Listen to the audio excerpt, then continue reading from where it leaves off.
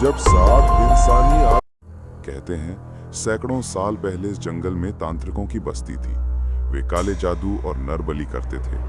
एक दिन पूरे गांव ने उन तांत्रिकों को आग में जला दिया। तब से उनकी आत्माएं उसी जंगल में भटक रही हैं। नियम था, हाय दोस्तों, सूर्यास्त के बाद चैनल को लाइक, शेयर और सब्सक्राइब जरूर करें। नीरज, सोनिया, पूजा वे घूमने गांव आए थे। गांव वालों की ये कहानियां सुनकर रवि हंस पड़ा। आज रात हम सब कालवन में चलेंगे और साबित करेंगे कि ये सब अंधविश्वास है। नीरज ने रोका, तू पागल है क्या? सुना नहीं यहाँ से कोई लौटा नहीं। लेकिन रवि ने ठान लिया। शाम ढलते ही चारों दोस्त टॉर्च, कैमरा और मोबाइल लेकर जंगल की ओर निकल पड़े। जंगल का रास्ता अजीब था। जैसे जैसे वे अंदर बढ़ते गए, ठंडक बढ़ती गई। हवा में सड़ांध की गंध थी। पेड़ों की डालियां अजीब आकृति बनाकर झुक रही थी, मानो रास्ता रोकना चाहती थी। पूजा बुदबुदाई, यहाँ कुछ गड़बड़ है। देखो, पेड़ की छाया इंसान जैसी लग रही है। अचानक नीरज ने देखा, पेड़ के नीचे राख जैसी मिट्टी पर हड्डियों के टुकड़े पड़े थे। सबके पैरों तले जमीन खिसक गई। थोड़ा आगे बढ़ते ही उन्हें एक पुराना वृत्ताकार चौक दिखा। बीच में राख, चारों ओर काले निशान और बिखरी हुई खोपड़ियां। सोनिया ने डरते डरते कहा, यह तो तांत्रिकों का यज्ञ स्थल लगता है। तभी अचानक चारों टॉर्च अपने आप बुझ गई। चारों ओर घुप अंधेरा और उस अंधेरे में किसी ने फुसफुसाया, तुम्हें यहाँ नहीं आना चाहिए था। पूजा चीख पड़ी।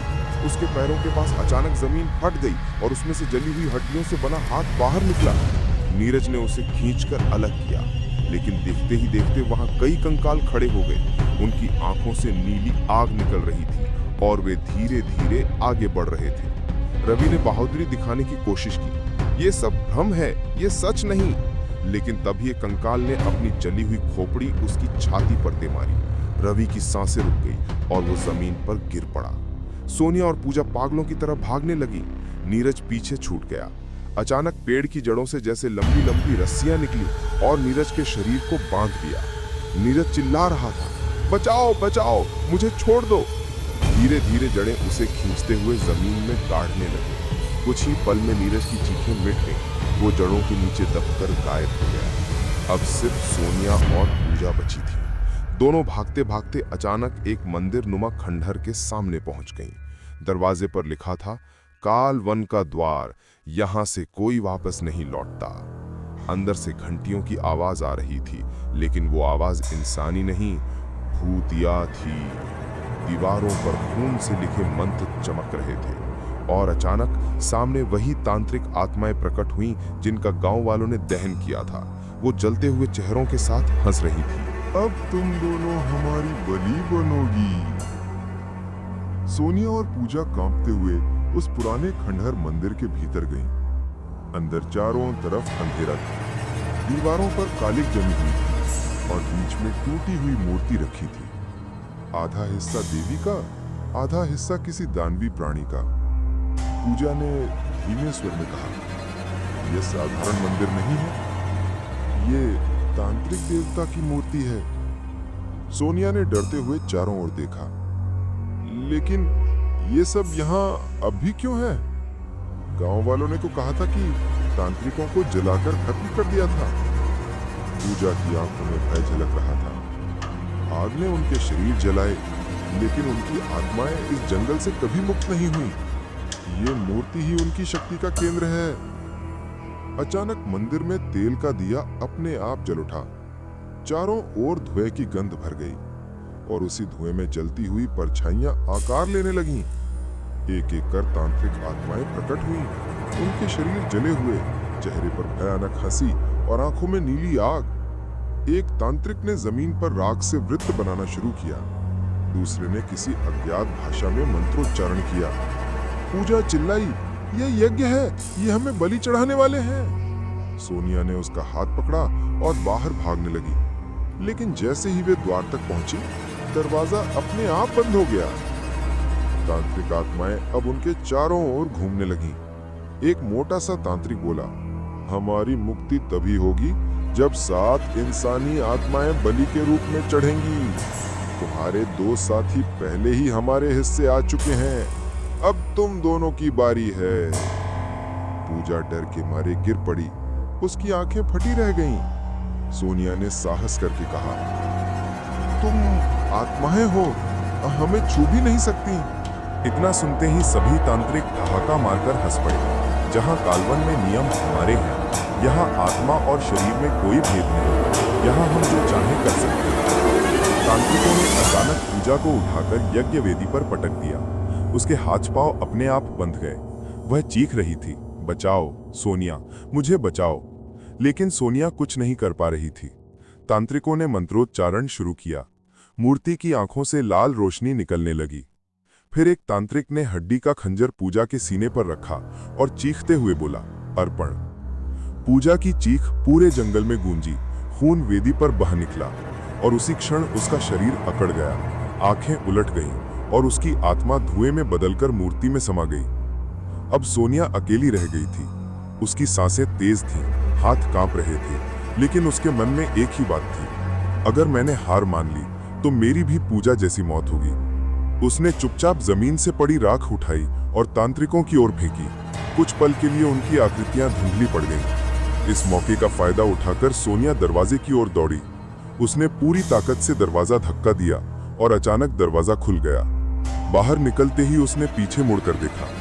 पूरे मंदिर में आग भड़क उठी थी और तांत्रिक आत्माएं चीख रही थीं, तू भाग नहीं पाएगी, तेरे खून से ही तांत्रिक देवता जागेंगे। सोनिया अंधेरे जंगल में भागती रही। पेड़ मानो उसके रास्ते में दीवार की तरह खड़े हो रहे थे। उसके पीछे कदमों की आवाजें थीं, लेकिन इंसानी नहीं, किसी जानवर और इंसान के बीच की। अचानक किसी ने उसके कंधे को पकड़ लिया। उसने मुड़कर देखा, वह रवि था, लेकिन उसका चेहरा अब इंसान जैसा नहीं था। उसकी आंखें लाल थीं, दांत लंबे हो गए थे और मुंह से खून टपक रहा था। वह गुर्राता हुआ बोला, हम सब अब कालवान के हैं, अब तू भी हमारी होगी। सोनिया पूरी ताकत से छूटकर भागी। आखिरकार वह जंगल के किनारे पहुंच गई। लेकिन वहां पहुंचते ही उसने देखा, गांव वाले खड़े थे, हाथ में मशाले लिए। गांव का बुजुर्ग पुजारी बोला, तू कालवन से लौट कर आ गई?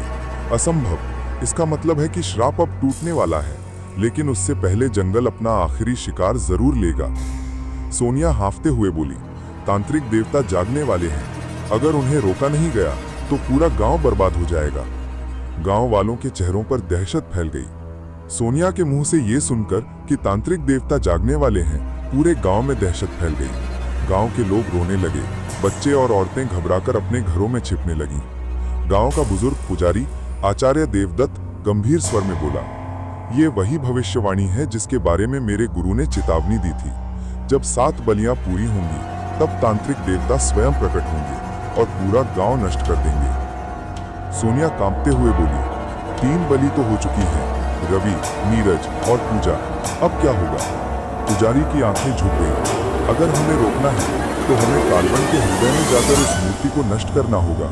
लेकिन याद रखो, ये आसान नहीं। जंगल अब जीवित है और वो हमें अंदर नहीं जाने देगा। रात गहरी हो चुकी थी। आकाश में बादल घिर आए थे और हवा में अजीब सी गंध थी।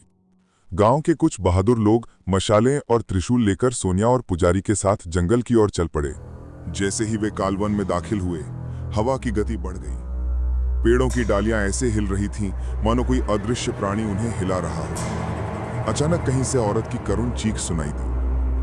गांव का एक आदमी डर कर बोला, लगता है कोई और फंस गया है। पुजारी ने गंभीर स्वर में कहा, यह धोखा है, जंगल हमें अपनी ओर खींचना चाहता है, कोई पीछे मत हटे।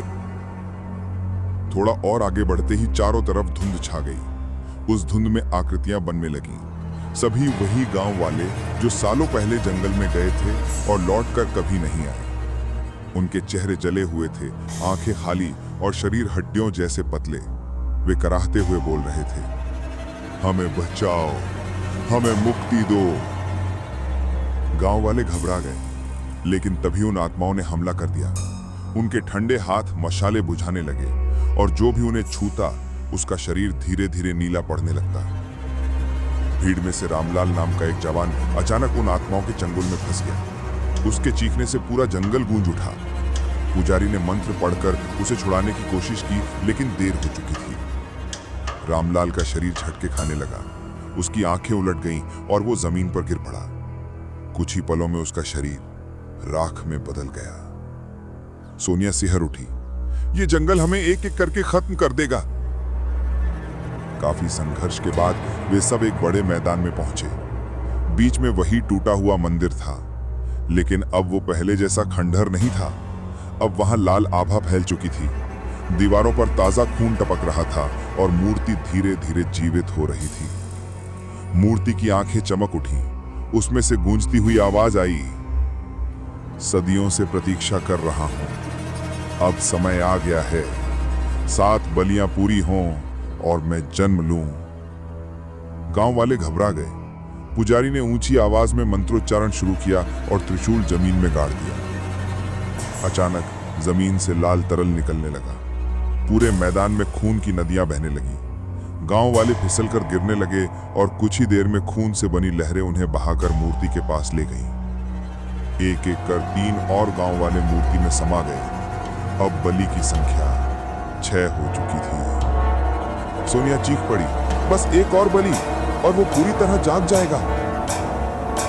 तभी पूजा और नीरज की आत्माएं प्रकट हुईं। वे सोनिया की ओर देखी। पूजा बोली, हमें बंधन में मत छोड़ो, हमें मुक्त करो, मूर्ति को नष्ट कर दो। सोनिया की आंखों में आंसू थे। लेकिन कैसे? आत्माएं बोली, उस मूर्ति को सिर्फ वही नष्ट कर सकता है जिसके खून में भय और साहस दोनों मौजूद हों। तुझे ही यह करना होगा। मूर्ति अब पूरी तरह हिलने लगी। उसका आधा शरीर बाहर आ चुका था। चेहरा विकृत, दांत नुकीले और आवाज गर्जना जैसी। वह गूंजा, आखिरी बलि और मैं इस संसार का स्वामी बन जाऊंगा। उसकी नजर सीधा सोनिया पर थी। आखिरी बलि तू ही होगी। पूरे जंगल में तूफान मच चुका था। पेड़ जड़ों समेत हिल रहे थे। आसमान लाल हो गया था और चारों तरफ रूहों की चीखें गूंज रही थी। मूर्ति धीरे धीरे अपने आप जमीन से निकल रही थी। उसके कंधे और हाथ अब पूरी तरह बाहर थे, काले, जले हुए और नुकीले नाखून जैसे पंजे। वो गर्जना करता हुआ बोला, आखिरी बलि और मैं अजय हो जाऊंगा। उसकी नजर सोनिया पर टिकी थी। पुजारी देवदत्त ने त्रिशूल उठाया और ऊंचे स्वर में मंत्रोच्चारण करने लगा। उसके चारों ओर एक तेज रोशनी का घेरा बन गया। पुजारी ने मूर्ति की ओर त्रिशूल फेंका। त्रिशूल बिजली की तरह चमका और मूर्ति से टकराया, लेकिन त्रिशूल टकराते ही चकनाचूर हो गया। मूर्ति जोर से हंसी और बोली, मानव मंत्र अब मुझ पर काम नहीं करेंगे। सदियों की साधना ने मुझे अजय बना दिया है। अचानक मूर्ति ने अपने पंजे से पुजारी को पकड़कर ऊपर उठा लिया। उसके मुंह से खून बहने लगा। सोनिया चीखी, नहीं आचार्य जी, और अगले ही पल मूर्ति ने पुजारी का सीना फाड़कर उसका दिल निकाल लिया। पुजारी की चीख के साथ उसकी आत्मा धुएं में बदलकर मूर्ति में समा गई।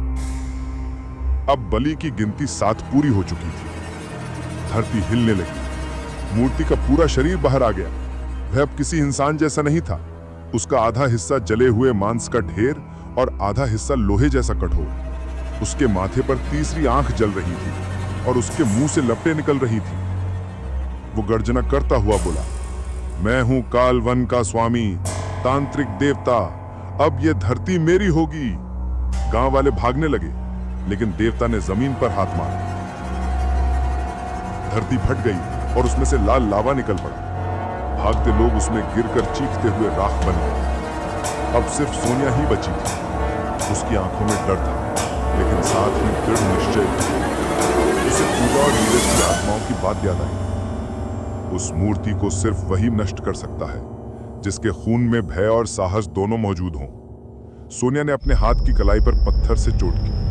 खून टपकने लगा। उसने कांपते हुए अपनी हथेली से मूर्ति पर खून फेंका और चिल्लाई, अगर मेरा खून ही आखिरी बलि है तो मैं इसे नष्ट करने के लिए दूंगी। देवता तिलमिला उठा। उसकी गर्जना से पूरा जंगल हिल गया। उसने सोनिया पर झपट्टा मारा। लेकिन जैसे ही उसका पंजा सोनिया के खून से भीगा, उसके शरीर पर दरारें पड़ने लगी। उसके अंदर से नीली आग फूट पड़ी। वो तड़पते हुए चिल्लाने लगा, नहीं, यह संभव नहीं। सोनिया ने पूरी ताकत से अपनी हथेली मूर्ति के सीने पर रख दी। खून की धार मूर्ति के भीतर समा गई। देवता जोर से चीखा और उसका विशाल शरीर टूटकर चूर-चूर हो गया। आसमान में आग का गोला उठा और पूरे जंगल को रोशन कर गया। कुछ देर बाद सब शांत हो गया। कालवन अब घने अंधकार से नहीं, बल्कि हल्की चांदनी से चमक रहा था। पेड़ स्थिर थे, हवा ठंडी और शांत थी।